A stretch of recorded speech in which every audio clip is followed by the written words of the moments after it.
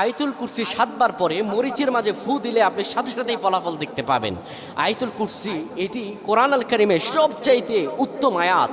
আয়াতুল কুরসি যেটাকে বলা হয় সব আয়াতের উচ্চমানের আয়াত, সব আয়াতের শ্রেষ্ঠতম আয়াত, এটি হলো আয়াতুল কুরসি। রাসূল সাল্লাল্লাহু আলাইহি সাল্লাম বলেন, আয়াতুল কুরসি কেউ যদি প্রত্যেক সালাতের পরে পাঠ করে তাহলে লাম ইয়াদখিলাল জান্নাহ, সে জান্নাতে প্রবেশ করবে ইল্লা মাউত, মউত হওয়ার সঙ্গে সঙ্গে সে আল্লাহর জান্নাতে প্রবেশ করবে। এবং রাসূল সাল্লাল্লাহু আলাইহি ওয়াসাল্লাম বলেছেন, যদি কোনো ব্যক্তি ওলাউ দাঈফান একবার আয়াতুল কুরসি পড়ে তাহলে 70,000 ফেরেশতা আল্লাহ রাব্বুল আলামিন তার উপর দান করেন।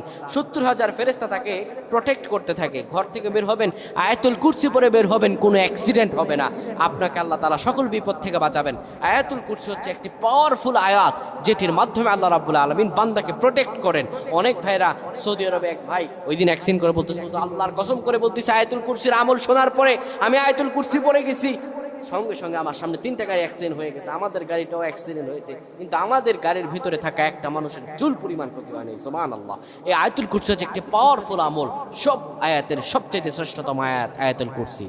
এই আয়াতুল কুরসি আপনি পড়বেন, ওযু করে নেবেন, 3 বার দুরূদ শরীফ পড়বেন, 7 বার আয়াতুল কুরসি পরে একটা মরিচের মাঝে ফু দিবেন। ওই মরিচটা আপনি আগুনে জ্বালাবেন।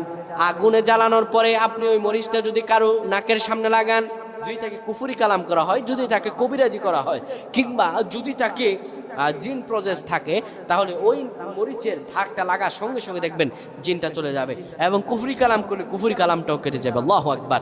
এটি একটি খুব একটি চমৎকার একটি আয়াত।